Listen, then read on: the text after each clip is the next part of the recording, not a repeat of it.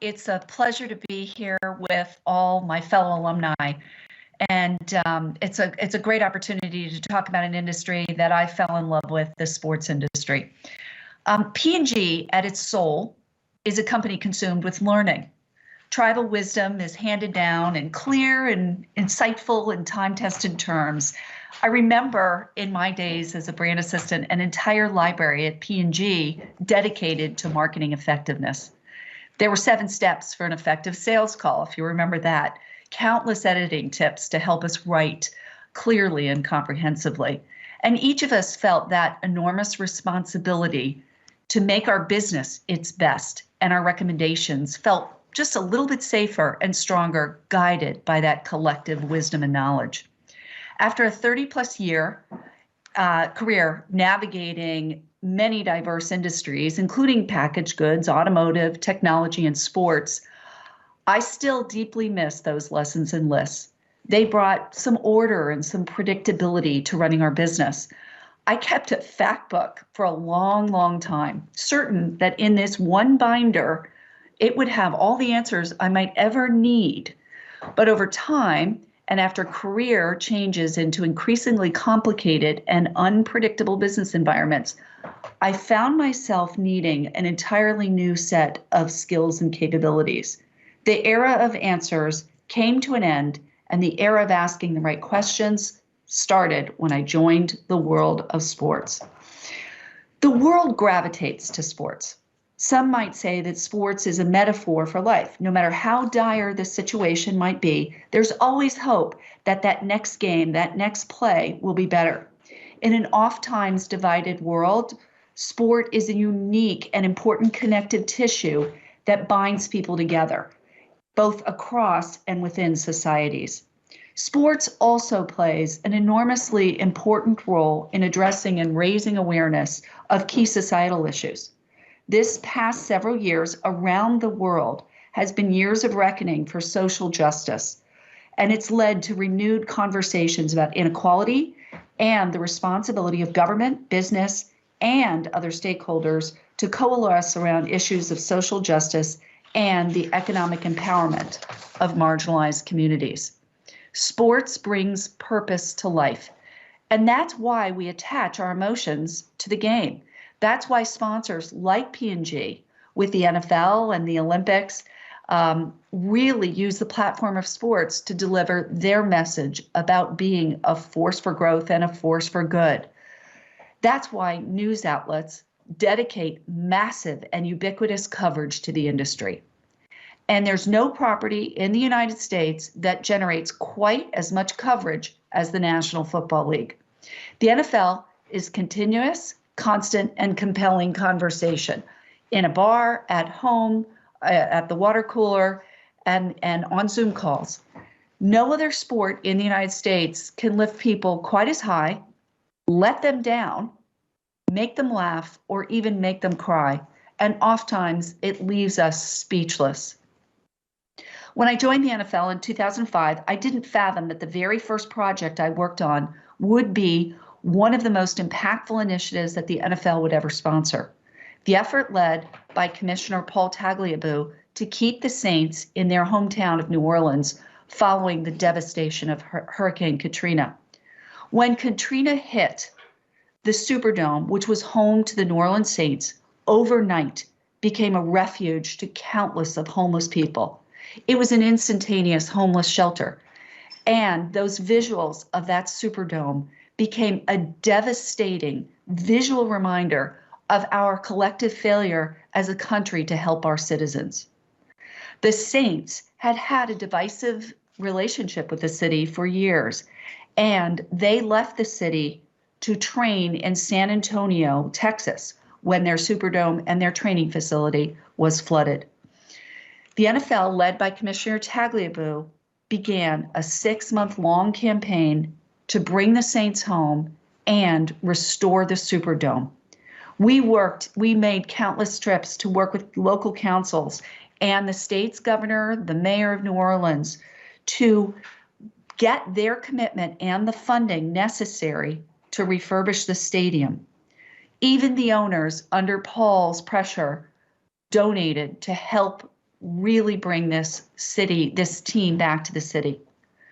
And then in about February, there was a meeting at the NFL. It's the time when we set the annual schedule, because the schedule has to be released 6 months prior to the start of the season. And the talk became, how do we support the Saints? How do we support this initiative? This was back in February. And the talk became, well, maybe we can have a concert in Jackson Square and just celebrate the people of New Orleans. I really started to think about the right question as opposed to the answer. How do we erase that picture that was embedded on our consciousness of the broken down Superdome that was flashed on so many TV screens and in so many newspapers? The answer? The only answer to me was to replace it with the images of the first home game for the Saints in a completely refurbished stadium. And trust me, it was a big bet that the league took. No one was certain that that stadium would be finished on time. But the visual, when we reopened the Superdome and we had the Saints come home on that Monday night football game, was something that gave us hope again. It gave a city and a community the hope that a revitalization of New Orleans would begin. It was my first experience of the power of sports to help change a community.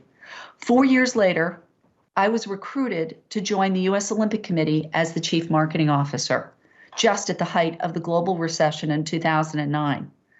In my first weeks, I had to contend with the loss of half of the committee's sponsors because of the recession and dissatisfaction, frankly, with the U.S. Olympic Committee. Later that year in October, we went to Copenhagen as part of the Chicago delegation to bid on hosting the Olympic Games in Chicago in 2016. We convinced then new President Barack Obama and the First Lady Michelle Obama to come to Copenhagen to help us make that pitch for the Games. It was an unusual request for the White House that typically doesn't support anything that just will benefit one country. And of course, an Olympic Games bid, which is bidding against other countries, would only be won by the US. It was a shocking loss. The United States was kicked out in the very first round of voting. The rebuke to the United States, our country, became front page news around the world, and the US Olympic Committee was blamed. The reputational damage to our brand, to me, looked unsurmountable. But maybe the question at hand, with the Vancouver Games just in front of us, was not how to do marketing and restore the brand of the US Olympic Committee. Maybe the question was, what brand do we get behind that could truly newly inspire Americans and be a brand that unified us all? Now, keep in mind that the most famous, the most recognized brand in sports in the world is the Olympic brand.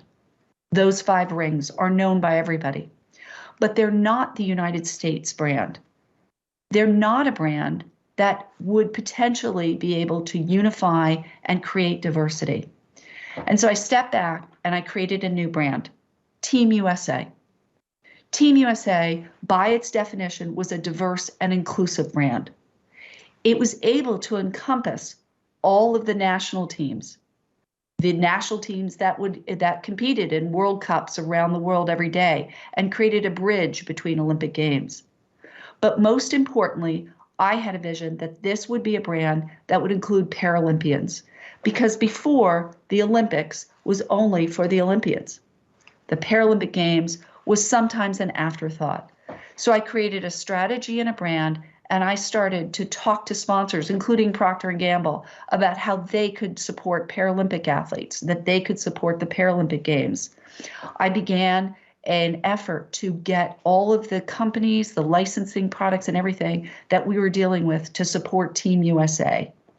Because why? Team USA was fundamentally about the athletes. It was about the athletes who were the source of inspiration for Americans, and yes, even people in other countries around the world. By refocusing our efforts away from the committee and towards the athletes, We completely changed the narrative and were able to bring back sponsors, renew a long-term deal with NBC, restore financial stability to the U.S. Olympic Committee, and frankly, earn back the respect of the international Olympic movement. It was my first experience of sports, the power of sports to help change our country. After a decade in the Olympic movement, I decided to join the up-and-coming world of women's soccer. On March 10th, 2020, I started a new job as the commissioner of the National Women's Soccer League. 2 days into my tenure, I shut the league down because of the onset of the pandemic. I had no idea what to do next. None. There was no playbook. At this point in the pandemic, we all had more questions than answers. How do you safely stage live sports in a pandemic? How could we attempt to do this with a league staff of less than 20 people, with no resources that the bigger men's leagues had? We simply knew we had to write something from scratch. Well, my first step as the commissioner was frankly to apply for a small business loan under the CARES Act to help continue pay for our players and continue their health care benefits when no revenue was coming in. We then turned our attention, and myself and our staff completely crafted brand new medical protocols to enable people, athletes, to come back and train safely, and then progress up the phases of training to be able to return to competition. I negotiated a compensation agreement with our unions, guaranteeing their pay through the entire year. We created the medical protocols that would help us stage a brand new tournament, a 4-week Olympic-style competition in Utah, because at that time, the Olympics had decided to delay a year. And I worked with CBS and Twitch to get unprecedented media coverage. And in late April, we were ready to announce that the NWSL was returning to play. And it was then that I learned this small, under-resourced, and relatively unknown league was going to be the first professional league ahead of every other league in the United States to return to competition in North America. We completed our bubble tournament COVID-free, posted record sponsor signings, including P&G, record media ratings, and announced 2 new expansion markets. My experience leading a small women's league taught me that sports really does have the power to change everything. There's no doubt that sports empowers communities, countries, and the world. In my experience, there simply is no industry that's been as powerful of demonstrating what you can do to bring purpose to the world. Sports, it can divide us, but nothing is more powerful in unifying us. Sometimes it can bring out the worst in us, but most times it brings out the best selves. Sports are unpredictable, and every new season will pose new questions and need new answers. And while there have been many times I might have longed for the Factbooks of old, the learning and lessons that I encountered from every challenge that sports has thrown me have been invaluable. There have been very few times when I could go back and access that tribal wisdom, but P&G gave me the principles and the values to find the new playbook every time. Thanks for listening to me, and I'm very excited to be in front of you today.